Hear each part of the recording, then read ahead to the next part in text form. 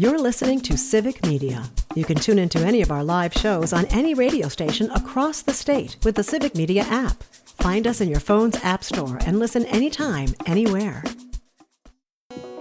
Welcome to the Dr. Kristin Lyerly Show. I am Dr. Kristin Lyerly, and today I am here with my friend Nikki Sapiro-Vinkier. She is an OBGYN PA who spent over a decade in clinical practice until this pride pin wearing patient advocate was fired because she wasn't a good fit for the company. So Nikki found another way to empower her patients, and she is doing incredible work.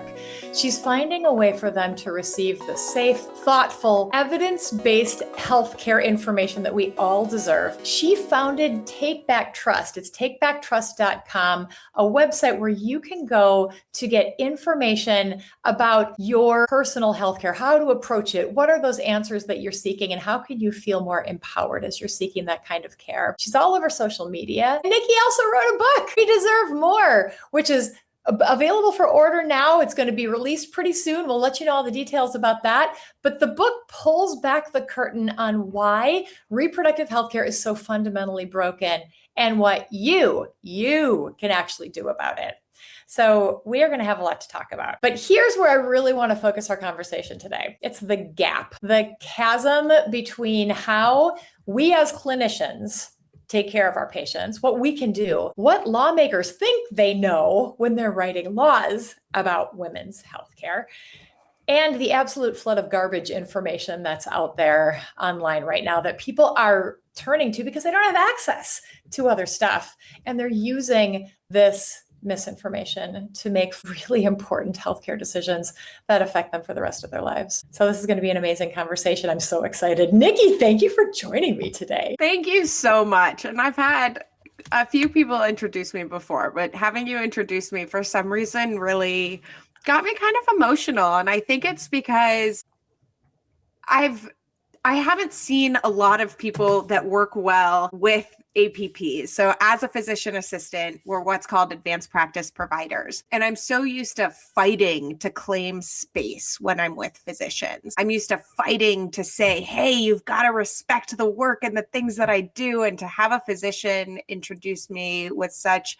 kindness, respect, and mutual admiration like I have for you was really, really amazing. So just a shout out also to all the docs that understand that it's a team, to all the nurses and PAs and NPs and nurse midwives. We all work better when we work together. And so it got me really, we call this verklempt. It felt really good hearing you introduce me. So thank you so much. Oh, thank you. You know, it comes from the heart because you are absolutely right. We have to be a team working together. So I am a big fan of working with physician assistants and nurse practitioners and, you know, all of the other folks that you just mentioned. And I'm also a big fan of working on behalf of my patients. And so are you. You and I wear this too. I wear a pride flag on my lapel. I've got one on my name tag. And you wouldn't believe the number of patients who see that and you can just see them go, yes. Yeah, like this is a safe space. Yeah. Because there's so much stigma and so much history where patients come to us and all they expect is the kind of care that they historically have gotten that doesn't actually suit them. And you had a difficult like despite the fact that you were proven and had all of this historical experience working with patients, that pride pin, the way you talk to your patients made you not a good fit. Mm-hmm. Tell us that story. Yeah, so it started when I was in PA school. When I got my white coat, I went to USC, and in California, it's obviously a little more progressive than it is here in the Midwest. So I live in Michigan now in a very purple area. And I had put a pride pin on my white coat the day that I got my white coat. My short white coat, my student white coat, right? So embarrassing, yeah. And I wore a pride pin every single day. And sometimes I would change them. They would be more eclectic than other times. And sometimes it was a flag. Most often it was just a rainbow heart. And it was exactly what you said. It was such this feeling of disarming for people, this feeling of safety, this feeling of, oh, I can say what I want to say here. I can be myself in here. I can ask questions in here. And I think that's the part as a clinician that was so important to me, is I wanted to be a safe space, but I didn't necessarily need to even say, hey, I'm a safe space. Like, I wanted you to feel it. And it's a feeling when you're in the room. And so I think that show of solidarity is critical, because yes, of course, you can show up the same way, but having something that speaks before you even open your mouth changes the entire dynamic. And after almost 10 years at the practice, I was told that I had to take that pin off. And I told them that I didn't feel comfortable with that was a large part of who I was as a clinician and who I wanted to be as a clinician, that I didn't want to be the person that was going to be like, oh, okay, sure, no problem. I'll just take the pin off. It doesn't change anything, because I knew fundamentally that did change things. And it was such this cornerstone of my identity as a clinician. And in that same conversation, I had also been told that I wasn't allowed to talk about voting with my patients, despite the fact that I talked about voting in a nonpartisan way, which is recommended by both the American Medical Association and the American College of Obstetrics and Gynecology as being a part of your civic health, right? We know that this is critical.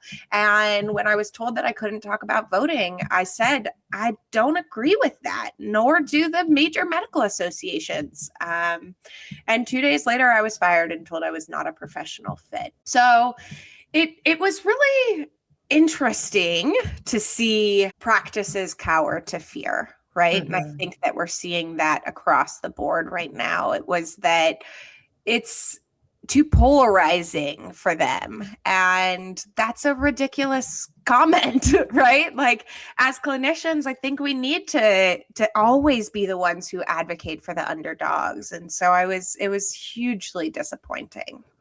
We see this all the time, though. I mean, the American College of Obstetricians and Gynecologists, ACOG, my college, your college, we recently issued a statement saying that we support standing up for clinicians who stand up for our patients. And we advise organizations to allow that, because that is not reality. And what you did, I think, was really unique and unusual. Most clinicians will back down. They'll just take the pin off. That's the easy thing to do. That's the least resistance, but it doesn't serve our patients. So it takes a hell of a lot of courage to do that.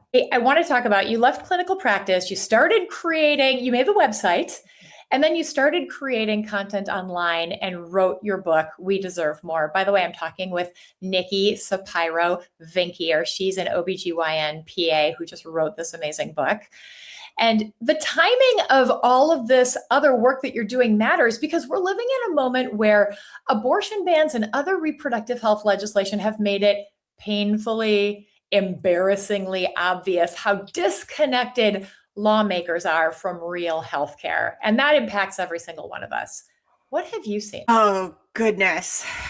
I mean, there's so much to comment on the disconnect from lawmakers to clinical care. And I think the biggest one I've seen, obviously, is just women not getting care the way that they need, right? It's the Caitlin Joshuas of the world, a woman who was miscarrying at 11 weeks down in Baton Rouge, Louisiana, and went to 3 different ERs and was continuously refused miscarriage treatment because it can be confused with abortion care, which is absurd, right?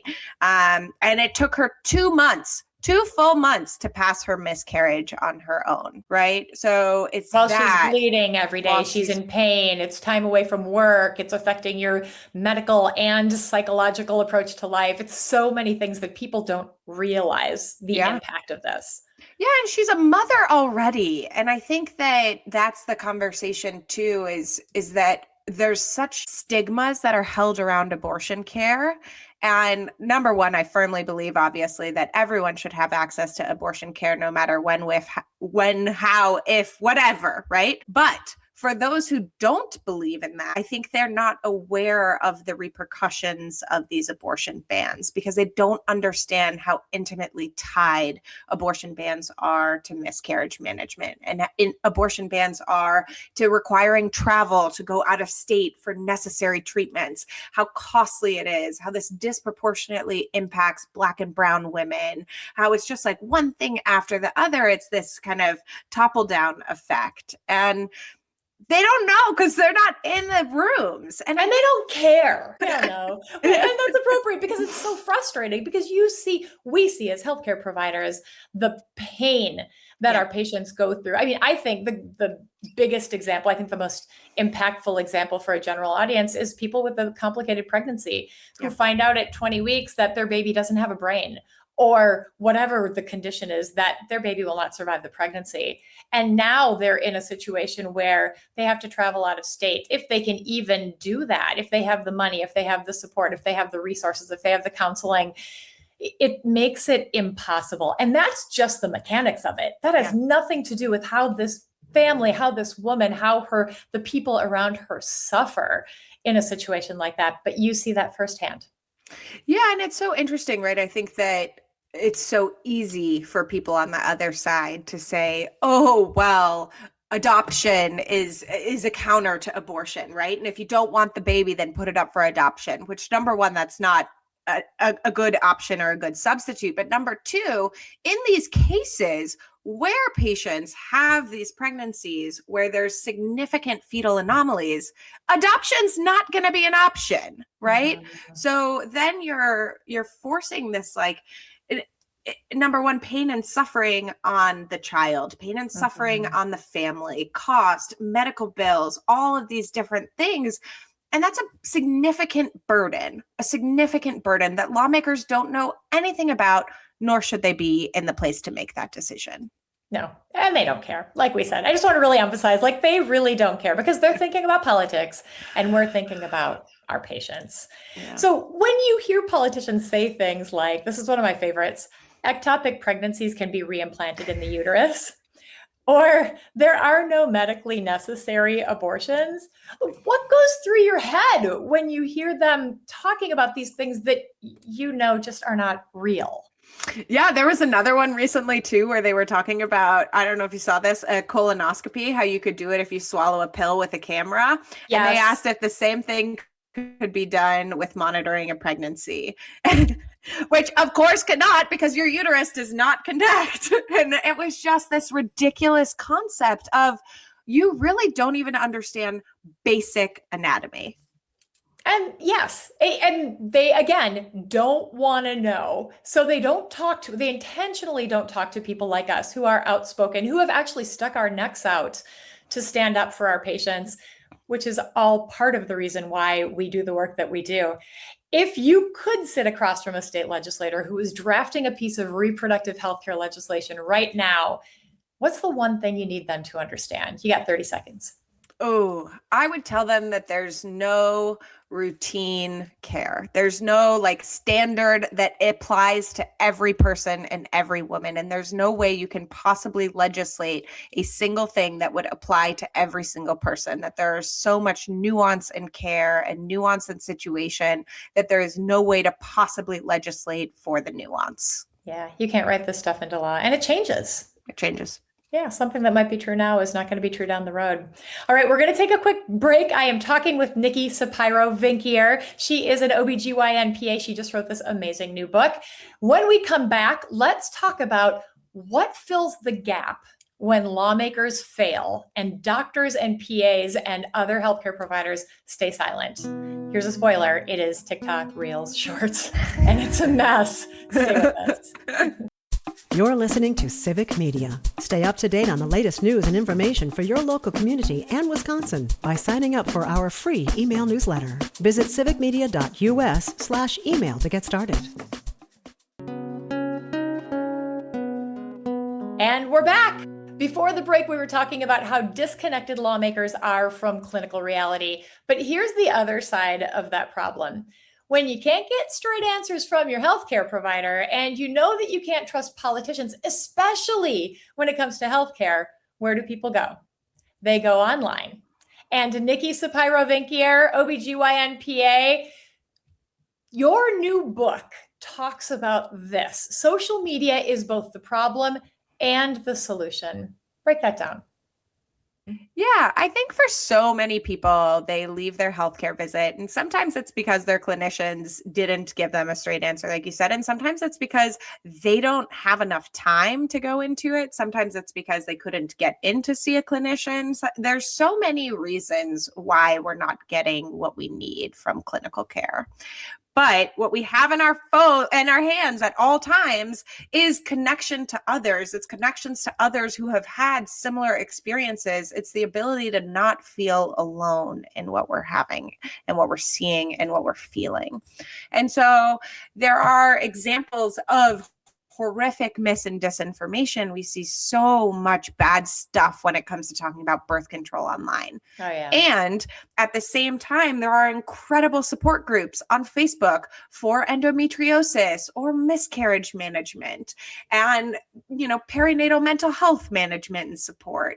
And so there's this kind of disconnect where you can't out the gate say, everything online that you're going to be a part of is crap and everything is, damaging and misinformation and don't trust that and it's the enemy. And I think that that's a problem for a lot of clinicians, that they're gatekeeping this feeling of like, I am the only master of information and I will be the only person who takes care of you. But they can't. They don't have time. They don't have resources, and they may not have that exact experience.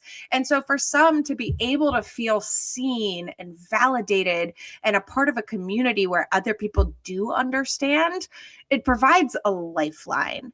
And so I'm really hesitant to say too many terrible things about online, because I think it can be so helpful for so many people, with the caveat that you can really quickly and easily go down the rabbit hole into this kind of algorithmic trend and thread that feeds you some mis and disinformation. And so I always talk about kind of digital hygiene and making sure what you're looking into and researching is real and credible and evidence-based, and understanding the differences of, am I here because I want support, validation, mutual shared experiences, or am I looking for healthcare answers out of this? And I think there's a time and a place for both. But my concern is, of course, with the rampant mis and disinformation that we see. Mm-hmm. And coming from sources that used to be really credible. I mean, one of the trickiest things is knowing, like, is this a credible source or not? And now even the things that we all used to rely on, like the CDC, not safe anymore. Yeah. Yeah. So you turned your clinical practice into something much bigger and broader. You're a content creator. What made you decide to lean into this fray instead of away from it? Because I was seeing over and over again, it kind of goes back to that same conversation we had earlier, probably because I created a safe space within my clinical exam rooms where my patients could come in and be like, hey, I saw this, or hey, this is what I'm feeling, right? Hey, this is what my best friend told me, or this is what my, feed is continually telling me. And I felt like I was often combating the same things, right? And when we go back to that mis and disinformation, specifically around birth control, I would have young women in droves coming in wanting to get off of birth control because it was going to ruin their hormones forever, that it made them, depressed and anxious, and it made them hate their boyfriends and this, that, whatever. Weight. Yes. Right. All the things. And sure, there are some people who have side effects. So I'm not here to gaslight you and tell you that you don't have side effects that you think.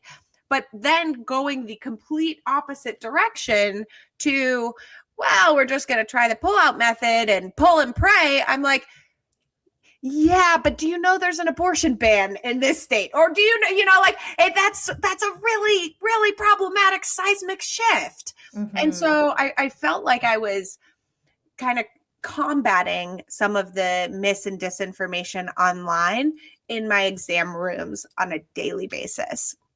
And I was really, when I would go onto social media to be like, oh, I wonder what my patients are seeing. I wonder what their algorithms look like.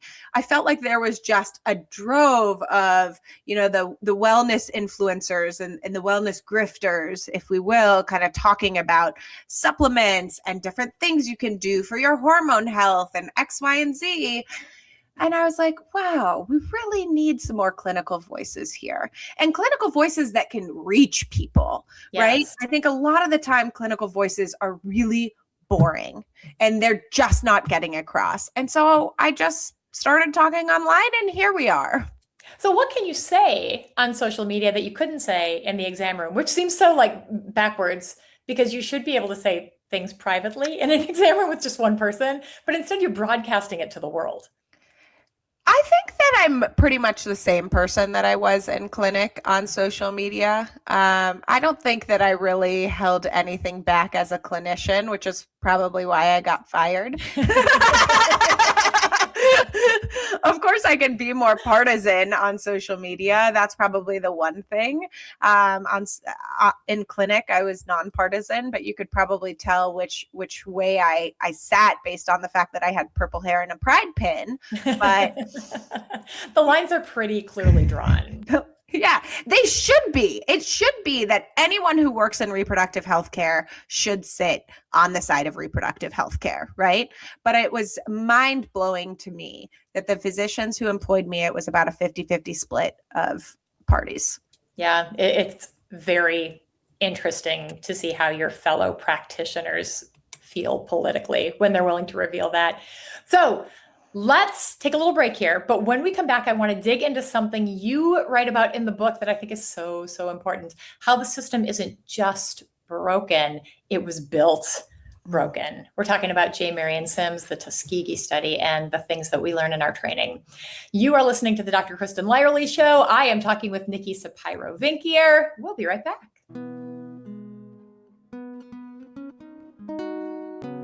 Welcome back to the Dr. Kristin Lyerly Show. I'm Dr. Kristin Lyerly, and I'm here with my friend Nikki Sapiro-Vinkier. She is an OBGYN PA by training, and she's also a creator. So you might see her on Instagram, TikTok, all over the place, talking about what you need to know as a consumer of reproductive health care, how you can go to your visits with the information and the support that you need to make sure that you get the care you deserve. Speaking of deserve, we're talking about her new book, We Deserve More. And Nikki, I want to go deep on something that you lay out in chapter 1 that most people, I didn't know this, most people have never been taught in their training. I'm really, really proud of my college, the American College of Obstetricians and Gynecologists, because a few years ago, before COVID, we started to look at the history of gynecology. We studied Lucy, Betsy, and Anarcha, 3 enslaved Black women, and we started to honor them for their contributions because modern gynecology was really built on the backs of these women and others. Tell people about J. Marion Sims. Yeah, so J. Marion Sims is often referred to as the grandfather of gynecology, and J. Marion Sims practiced his surgical techniques on enslaved Black women without anesthesia. So it's thought to be up to 30 enslaved Black women, but Betsy, Lucy, and Anarcha had each undergone around 20 different surgeries.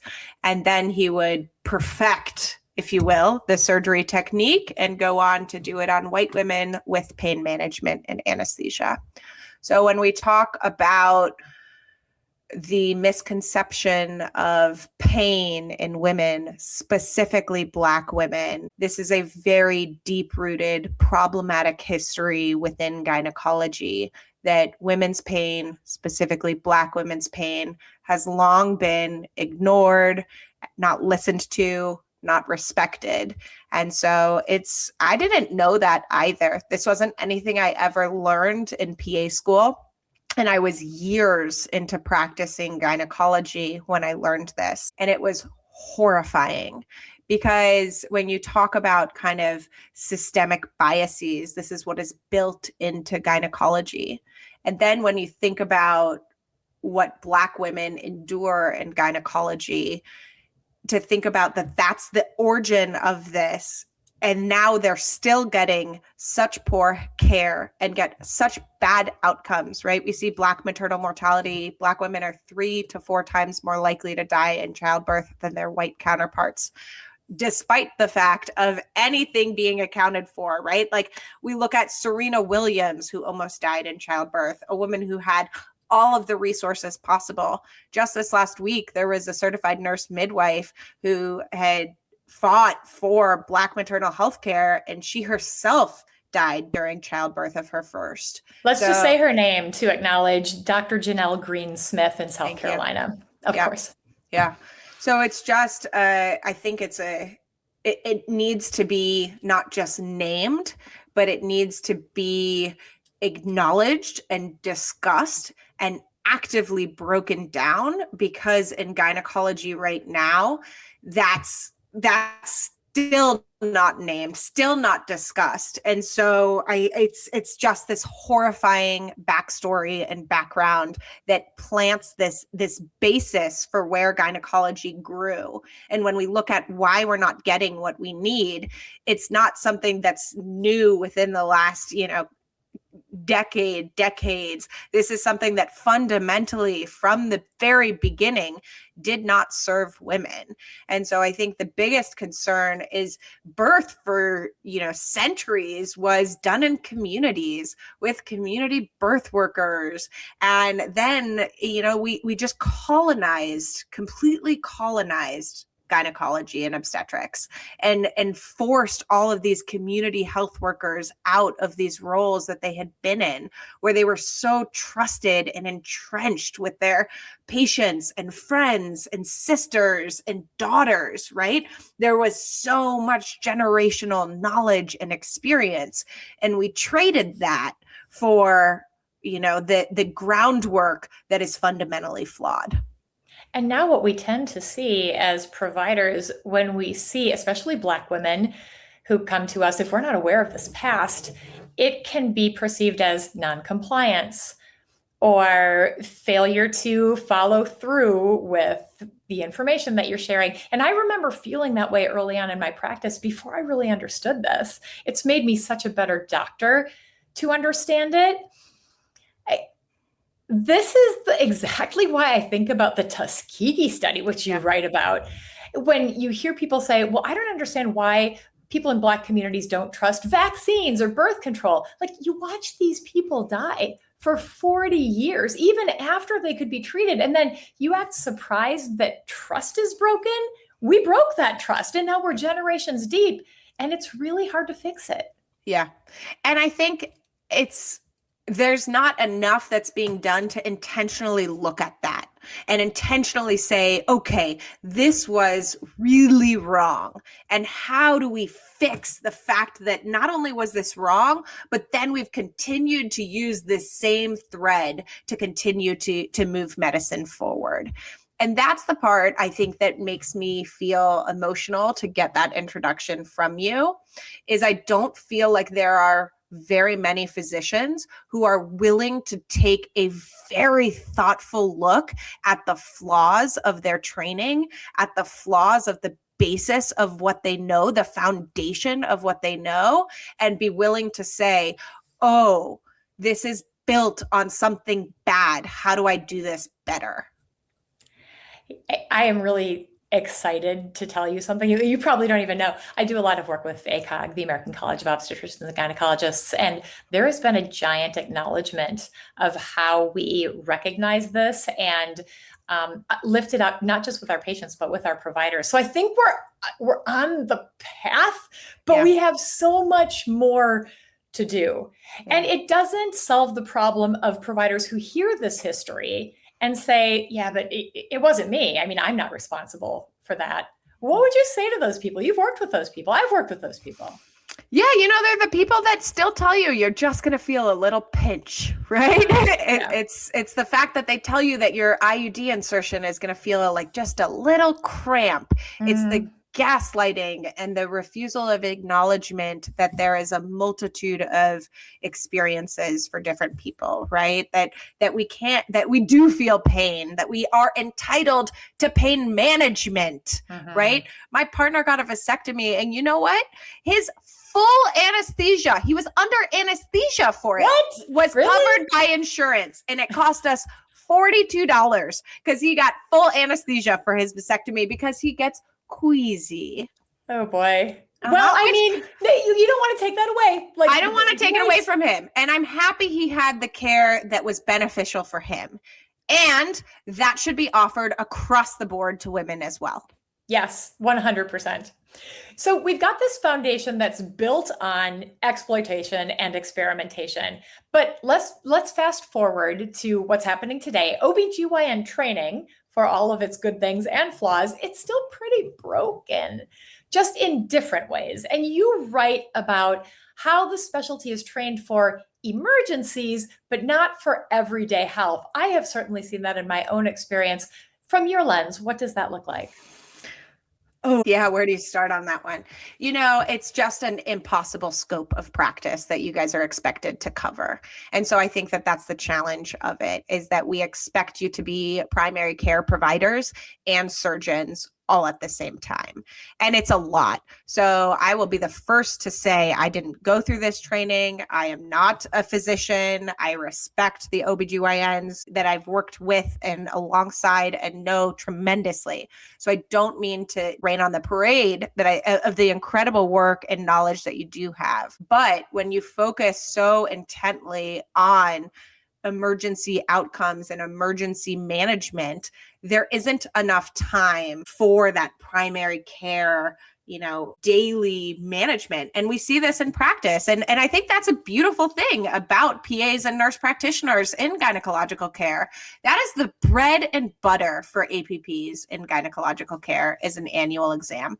I can talk to you all day long and provide you excellent care, and I don't need to operate on you. And that's a great thing. So I do think that there's this beauty in being able to have a good pairing within a clinical practice, because that is what we are physician extenders, and providing that quality of care as it relates to non-emergent issues is brilliant.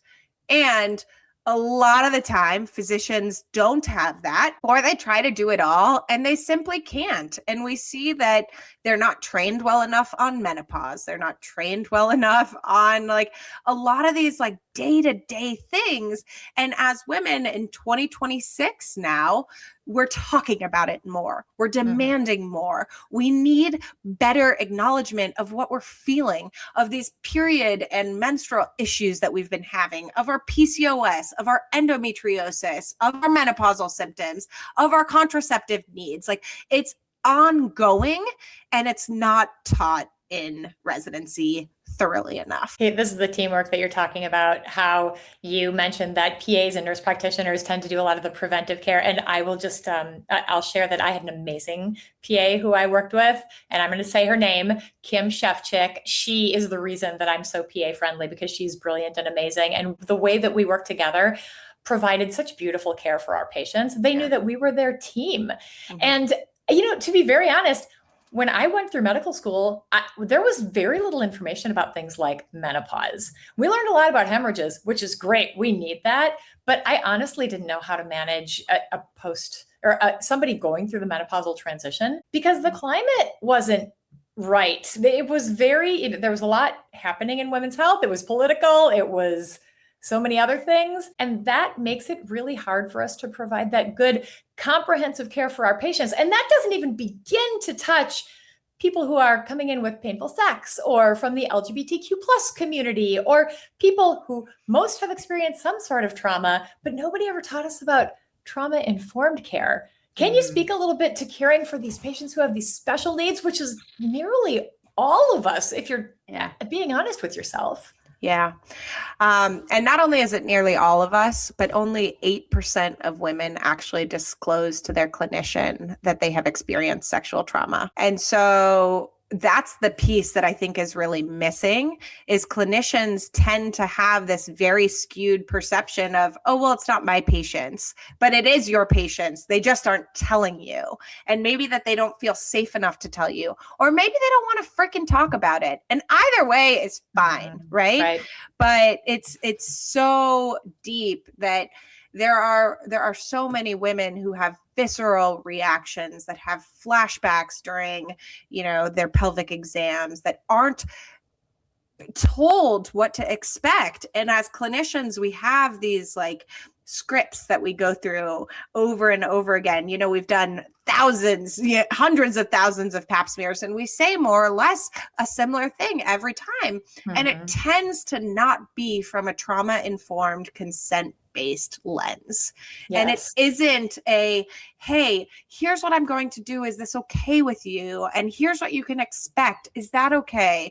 It's this like, okay, you're going to feel this, and then next you're going to feel this scratchy sensation. And it's expecting that women are going to just sit on the exam table and just bear it, right? Just like exist in that moment. And how much that does to trauma, it just reinforces any pre-existing trauma.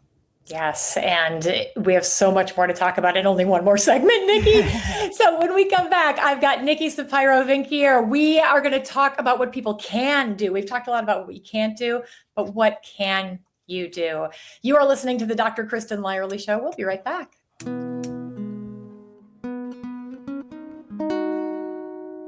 You're listening to Civic Media. Find the latest news, information, and archives of all your favorite shows on the Civic Media website, civicmedia.us. Welcome back to the Dr. Kristin Lyerly Show. It's me, Dr. Kristin Lyerly, and I'm here with my friend Nikki Sapiro-Vink here. She's an OBGYN PA. She just wrote this amazing book called We Deserve More. She's going to tell you how to find it at the end of the segment. But first, I want you to listen, because this conversation's been fantastic. First of all, we've talked about why the system is broken, how misinformation fills the gap, what we're up against. But Nikki, your book, We Deserve More, is about practical tools. You give people hope and information and the tools that they need to be empowered in the exam room, which is a pretty disempowering place. What's one thing that people who are listening right now can do before their next appointment to advocate for themselves? Great question. One thing I would do is really make sure that you've paid attention to yourself. What are the things that you're struggling with? What are the things that you need? And make sure when you're going in that you have the right appointment booked. So I think that success starts at scheduling. And more often than not, people go for their annual exam with a laundry list of questions and issues. And an annual exam is not meant to address problem issues. It's meant for preventative care. And I wish more people understood this, because they don't. And then they leave their annual exam feeling so disappointed that they didn't get all their questions and all of their needs met, when that exam is for a different purpose. And so I think that the best thing that you can do if you're going into an appointment is figure out, what are you really looking for from that visit?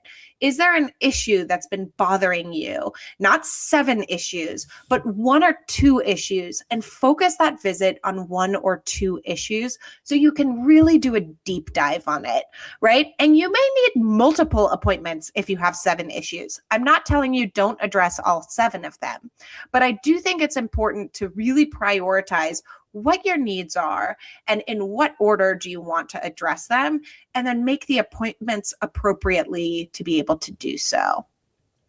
And one step at a time. And find a clinician who sees you as a whole person, not just a problem, but someone who you can build a relationship with. Talk a little bit about that, making sure that you are seeing the right person for you. Yeah, we've been kind of building on that all along, right? Is that within gynecology and within medicine, there are so many different specialties and so many different types of clinicians. You have, if it's painful sex, it might be a pelvic floor physical therapist that you actually need to be seeing, right? If it's that you want this kind of conversational care, you may not need to see a surgeon. If it's that you have endometriosis that does require surgery, surgical management, you need a surgical specialist to do that.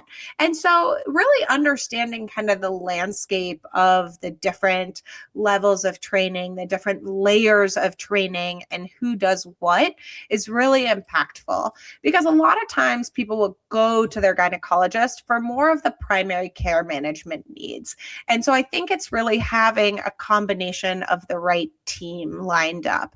It's having primary care, it's having OBGYN, it's pelvic floor PT if you need it. It's a psychologist or psychiatrist if you need it also. And there's no shame or stigmas in having multiple people able to take care of you. And you want teams that can work together. So asking them for people that they've worked with in the past, because a warm referral and a warm handoff within patients can be a really wonderful thing in getting better care. It makes you feel cared for, not just handed off. Yeah. Your book isn't just a book. It has a workbook that goes along with it. It does. Tell me about that. Yeah. So this was kind of an accident. It was supposed to be part of the actual book. And then there were just so many different scenarios that I wanted to talk about. And so there's 27 different scenarios within gynecological healthcare, whether it's managing an ovarian cyst, whether it's perimenopause and menopausal treatment, whether it's single motherhood by choice, whether it's, all sorts of different topics that you can talk about with your clinician, and different ways to track symptoms that you may have thought about, different ways to lean into your own needs, and then different scripts and ways and words that you can ask your clinician for that care. So I joke that it's kind of on accident, because the idea was just to have this additional support. And then I just kept building, and I'd have friends that would text me and be like, hey, this is going on. What do I need to know about it? And I was like, well, shoot, I don't have a scenario for that. And I'm like deep in editing right now. And my cousin texted me last week and she's like, Nikki, I have an ovarian cyst. And I was like, damn it, there's another one. Here's another one. So I sent it to my editor. I was like, you're going to kill me, but I totally forgot about this. And it's really just so you're not going down the rabbit hole of Google alone. And with the workbook, I wrote intentionally in the preface of it, I want you to treat this like a sisterhood of a traveling pants. I want you to take this workbook and toss it over to your best friend if they are in the middle of an experience that they need more support in, right? And I don't think that this knowledge should be gatekept. I think it needs to just get out into the world. And so that's what the workbook was for. I feel like this workbook is a first edition, and there will be more, because there are, as a practicing clinician, there are endless circumstances that we run into. Nikki, how can people find your book and the workbook? Oh, thank you. So you can follow me on any social media thing, whether it be TikTok, Instagram, at Nikki Vink, NIKKIVINCK. I have links in my bio. It's called We Deserve More. It's on Amazon, Barnes & Noble, all the major booksellers. You'll be able to find the book, We Deserve More. And we will have the link in our podcast notes. Nikki Sapiro Vinkier, thank you so much for writing this book, for the work that you do, and for joining me today. Thank you for having me. Of course. Friends, if you missed any part of our conversation, you can always find it on civicmedia.us, Spotify, Apple, and wherever you get your podcasts. You can watch it on YouTube at Dr. Kristin Lyerly. And don't forget to like, subscribe, ring the bell, all those things. You can also find me and Nikki on nearly all the socials for a blast. You should really follow us. Many thanks to our wonderful team, Conrad Kruger, our producer today, our technical advisor, Nick Tierman, who also composed the theme song, graphic design by Nathaniel Gonzalez, and of course, Abraham Lyerly, who does everything. On behalf of the whole team, I'm Dr. Kristin Lyerly, reminding you to take care of yourself and each other. We'll see you next week. The national news cycle never stops, but it can be hard to find news about your local community. Civic Media is dedicated to providing quality local and state news coverage across Wisconsin. With the Civic Media app, you can get notifications about local stories that matter to you and your community. Find the free Civic Media app in your phone's app store and choose notifications from the menu to tell us what kind of news you want to hear about.